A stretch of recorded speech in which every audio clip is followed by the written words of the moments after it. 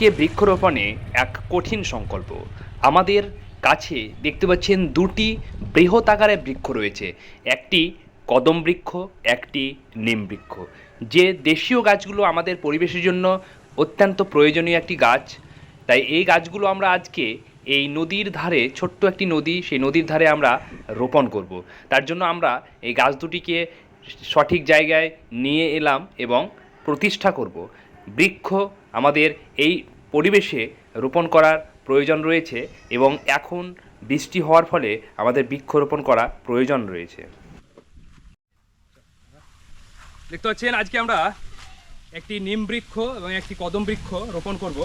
আজকে আমাদের এখানে একটা ছোট্ট নদী বয়ে গেছে, তো এখানে হচ্ছে গাম্ভীরা নদী এবং সেই গাম্ভীরা নদীতে আমরা এই জায়গাটা আমরা বৃক্ষ দুটি এই ছোট্ট নদীটি পেরিয়েই যেতে হচ্ছে রোপণ করতে।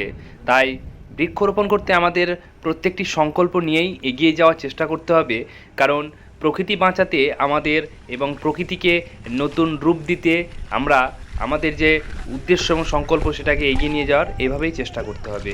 এখন যে বর্ষা আসছে এবং ঋতুর যে স্বাদ পাচ্ছি সেটা কিন্তু এই বৃষ্টি হচ্ছে, এটা কিন্তু আমাদের এই পরিবেশের ভারসাম্য ঠিক থাকার ফলেই কিন্তু হচ্ছে।